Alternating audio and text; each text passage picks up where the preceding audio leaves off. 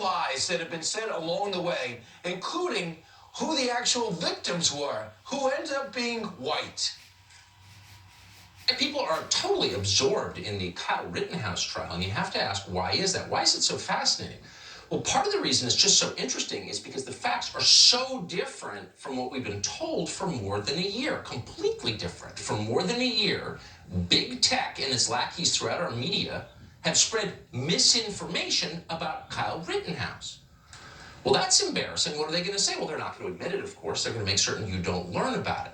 Just minutes after the judge in the case dismissed the gun charge, YouTube, which is owned by Google, censored the video streams of several independent legal experts who were commenting on the trial in real time. These were knowledgeable attorneys, many of whom were critical of the obvious weaknesses in the prosecution's case. But concerned that Americans might conclude that Kyle Rittenhouse is innocent, YouTube shut them down, citing, quote, policy violations. In other words, God forbid people think for themselves. That's not allowed anymore.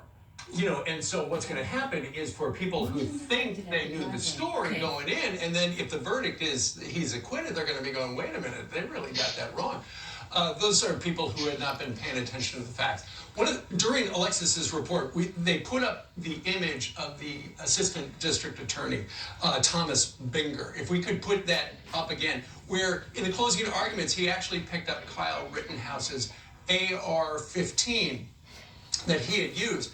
And when he was pointing it at people in the there he is right there. Yeah, absolutely. How many people thought to themselves, you know, that reminds me of what just happened on the Alec Baldwin set.